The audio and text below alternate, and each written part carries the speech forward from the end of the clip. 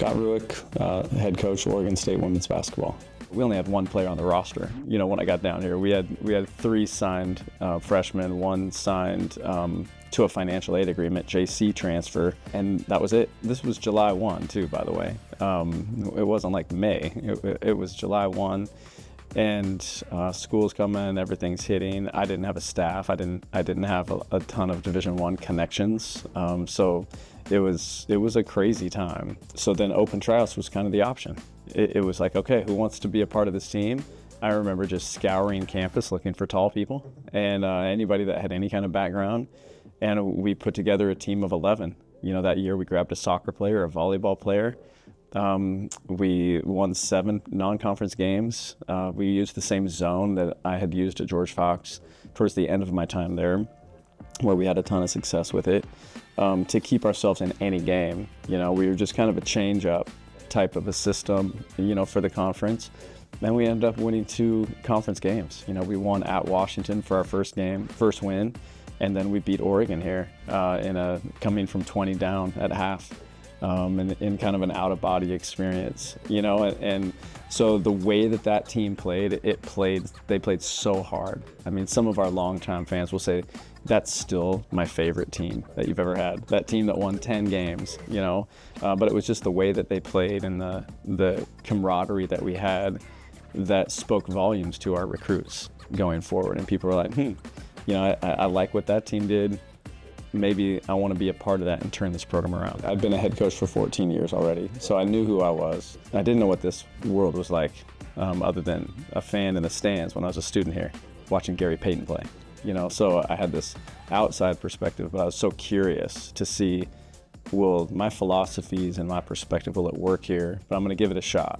They didn't hire Gino or Pat Summitt or Tara Vanderveer. They hired me, so I'm going to be me. You know, so I had that kind of a core foundation of who I was. Then it was just kind of adapt to the environment as quickly as I can and try to recreate what I had at my old school. You know, I'm a teacher. That's my background. I'm a trained instructor. And so, you know, taking a player and developing them over 4 years and making them an all-conference player at the end, somebody who might be have some glaring weaknesses at the beginning. I mean, that's Division III coaching. And we just built these really tight-knit teams that we just had a blast. You know, we just had fun every day, and got to win a lot because of it. And so I'm like, if I can create that here, I know Beaver Nation will come out and support and love what we do. And so I was just like so excited about the opportunity to do something that's never been done. That was my story at George Fox. You know, they hadn't won a conference championship yet. They certainly hadn't won a national championship, and to get to do that at a place that I loved so much, that meant a lot, a place that means a lot to my family. And then to come down here, my mom went here, I went here. I know what people think of Oregon State. When I took the job, people were like, man, I'm scared for you. You know, I think it's the worst job in America, you know, at the time because of the circumstances. And I'm like, this place is amazing. It's my school, you know, I love it here. I mean, everybody loves Corvallis once you're here. You just got to get here. You know, once you're here, you get it. And so I just want to prove everybody wrong. I want to prove that we can get it done from a place that nobody thinks you can. When we had these players buy in, you know, these top 100 recruits buy in and say, you know what? I want to be a part of that, and I want to make those dreams come true, and I share that vision, and we can do it. I mean, the first time we beat Stanford, it's like, are you kidding me? I mean, I think Oregon State lost 28 times in a row, you know, or something like that. And, you know, so these same players that said, I'm coming here to beat those guys, and then they did. It's the coolest thing ever. It's always bigger than basketball. I mean, that's the thing. It's just like, I never want them to think that I'm just here only to help them make a layup, you know, and align with great people. You know, character's everything. Never panic and take a chance on character. I mean, just right off, it's like, how can I move the needle today? If something's not going right, I take ownership. It's, how can I do it better? Like, if we have a bad practice, I don't think it's their fault. I think it's my fault. You know, it's like, I didn't organize that very well. Let's go, you know, look and see what we can adjust. So I've always been introspective that way. That's where the teaching background comes in. And so I remember winning for the first time, cutting nets for the first time, and 1 month later sitting there going, nothing's different. I thought everything would, I thought that would be it, and then people treat me different, and I don't know what I thought. But so it's not about winning. Ultimately, that's the goal, of course, but that happens because everything else is right. I love helping people make dreams reality, and then bringing as many people along. It's been really fun to get to know all the coaches. I'm a West Coast guy, so getting to go, into all these venues. Some of them I've been in, but not all of them. To get to coach in all these different places and experience it has been a joy. It's been a challenge and a joy. Wait, you got 12? I'm nervous.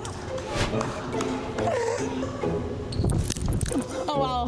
3, 2, 3, 4, 5, 6, 7, 8. That was good. Yeah. Oh, it's not. Get there. I got 12.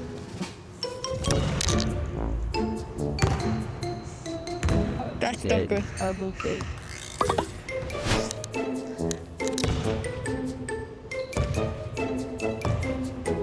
All right, let's get this. 2, 3, 4, 5, 6, 7, 8, 9, 10, 11, 12, 13, 14.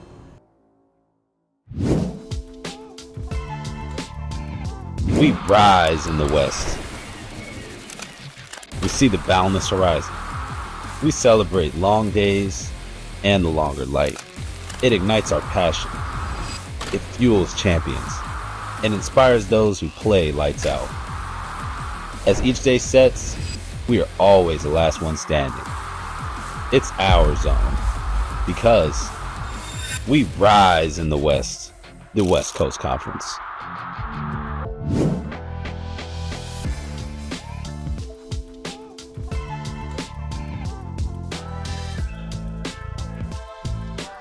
I'm Kennedie Shuler, and I'm a point guard at Oregon State.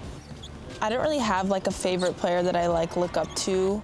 And I think part of the reason is because when I was little, I was a soccer player and I was all soccer. I was oh, the best, I want to watch the best soccer player. And so in basketball was kind of the back burner, so I never had this this favorite basketball player I looked up to. So I feel like I kind of just, morphed into kind of my own. And I think it just comes from the pure fact of just wanting to win and just doing whatever it takes for this team. I really care about this program, this team, playing for my coaches. So I think honestly just doing whatever it takes to get the win and just support my team the best I can and just show up for Beaver Nation day in and day out. My off days, so I live with 5 girls, there's 4 other roommates, there's 5 of us total. I love to hang out with them. I love to cook, try new recipes. A new one that I've been kind of obsessed with right now it's a skirt steak and burrata salad. Super good, and then I always get a side of sweet potatoes. I love sweet potatoes. So that's what I'm loving right now. But usually on my off days, I kind of go to the grocery store, kind of reset, do my homework, of course. I guess I am a student as well, but mainly just chill and just hang out with my roommates and just kind of reset. I'm just the type of player that will just do whatever it takes to get the job done. I love to play defense and then trying to be the best teammate I possibly can for my team. But yeah, definitely a physical, love to get to the rim and drive and just be a facilitator.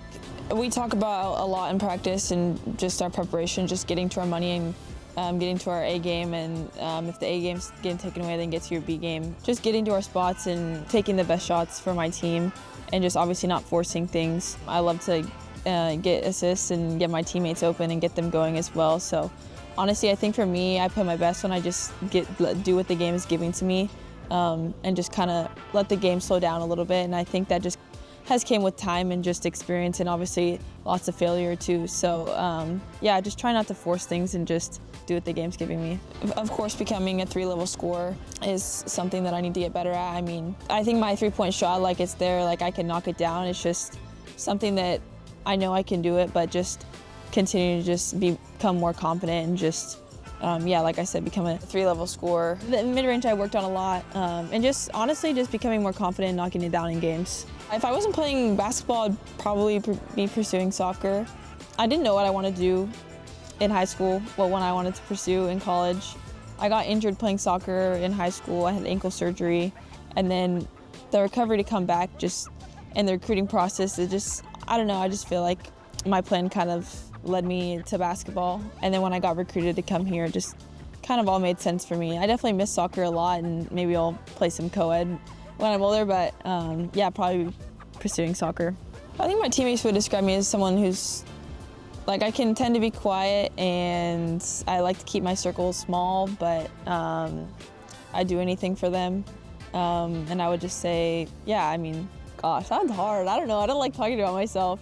Yeah, you can ask them. Why don't you ask them? That'd be better. Yeah, I mean, the recruiting process, it's kind of crazy. Like, there's so many schools and coaches, and you're just like kind of overwhelmed. And someone told me, I can't remember who it was, like, you'll know when you know. And I was like, oh, okay. And then when I did come on my visit here, I was like, okay, like I felt like I knew this is where I wanted to be and knew it was best for me. Just, I mean, probably anyone would say this, it's just the culture and the people here. Yeah, I mean, my teammates were amazing, the coaching staff was amazing. They didn't only want to help me as a basketball player, but they wanted to help me in life. And then just obviously the amazing fan base. And I'm also an Oregonian, so it's so cool to play for my home state and have my parents and family here at pretty much every game, so that's a huge blessing. But yeah, super grateful to be here.